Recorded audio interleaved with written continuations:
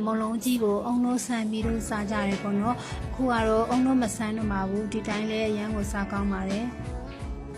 ကောင်းချင်းကိုဒီဆန်ချိန်ခွဲနဲ့၄ခွဲတုံထားပါတယ်ရှင်ဆန်မုံကိုကြတော့တစ်ခွဲတုံထားတယ်၄ချိုးတစ်ချိုးပေါ့နော်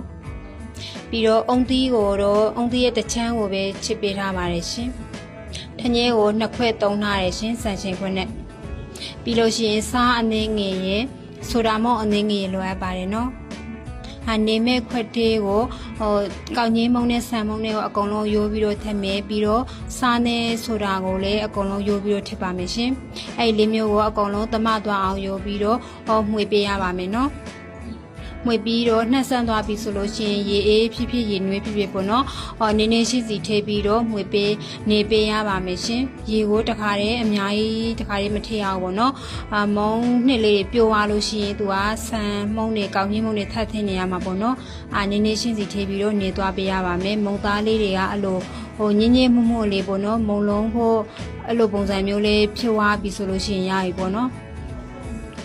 ပြီးတော့သူ့ကိုခဏလေးနှက်ထားပေးရပါမယ်ရှင်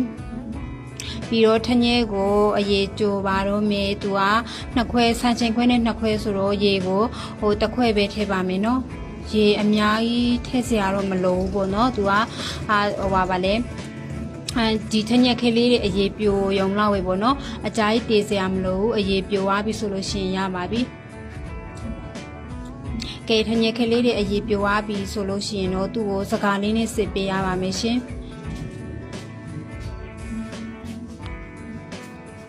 သွားစကားလေးနဲ့စစ်ပြီးလို့ရှိရင်ပြန်ကြိုပါမယ်ရှင်ကြိုပြီးတော့ဆူလာပြီဆိုလို့ရှိရင်တော့အုံသီးချစ်ဖက်လေးတွေထည့်ပေးပါမယ်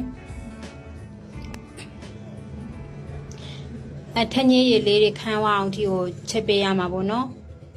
အုံသီးဖက်လေးနဲ့ထညည်းရည်လေးတွေကတသားလေးဖြစ်အောင်ပေါ့နော်စီစီကက်ကက်လေးဖြစ်အောင်ဒီကိုချက်ပေးရပါမယ်ရှင်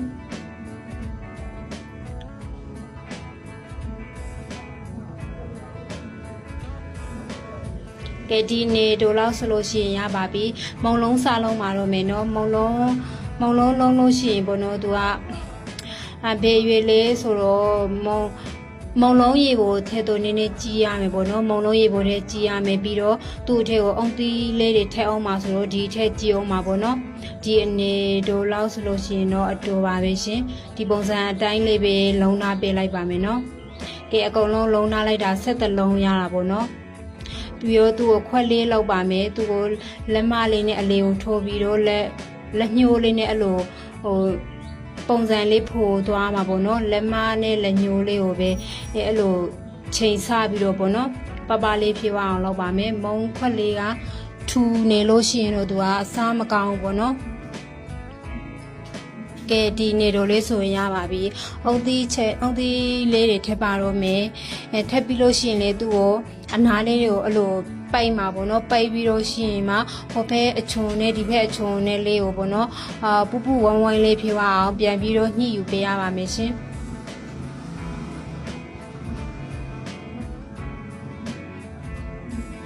ကဲအဲ့လိုဝမ်းဝမ်းလေးဖြစ်အောင်ဒီကိုပြန်လုပ်ပေးရပါမယ်နော်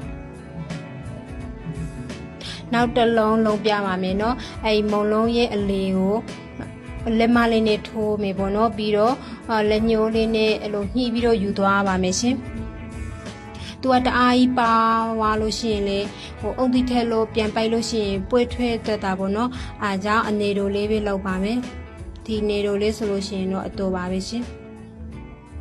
အဲ့လိုပဲအနားလေးတွေကိုပြန်ပိုက်မယ်ပိုက်ပြီးတော့အချွန်လေးတွေကိုဟိုဘက်ဒီဘက်တက်လေးဖြေသွားအောင်ပြန်လုံးပေးရပါမယ်ရှင်အကောင်လုံးပြီးသွားပြီဆိုတော့ရေနွေးအိုးတေပါတော့မယ်ရေနွေးဆူလာပြီးဆိုမှသူအဲ့မုံလုံးတွေကိုထည့်မှာပေါ့နော်မုံလုံးတွေကအယောင်လေးတွေပြောင်းပြီးတော့ပိုးတက်လာပြီဆိုလို့ရှိရင်တော့မုံလုံးတွေကျက်ပါပြီရှင်မုံသားလေးတွေကျက်သွားပြီပေါ့နော်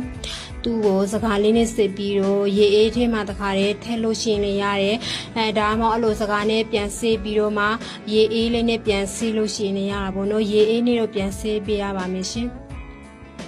အမသူကတင်းတင်းလေးနဲ့ပေါ့နော်စီစီကက်ကက်ကြီးဖြစ်မနေဘူးပေါ့နော်ကဲမုံလုံးလေးတွေရပါပြီရှင်မုံလုံးလေးမုံလုံးကြီးပေါ့နော်မုံလုံးကြီးတွေရပါပြီရှင်အရန်ကြီးလေးမလှမပါဆိုပေမဲ့ပေါ့နော်အရန်ကိုစားလို့ကောင်းပါတယ်မုံသားလေးကအေးအေးညံ့ညံ့လေးနဲ့ အုံဒီဖက်လေးတွေစစ်စစ်ကက်ကက်လေးနဲ့အရန်ကိုစားလို့ကောင်းပါတယ်ရှင်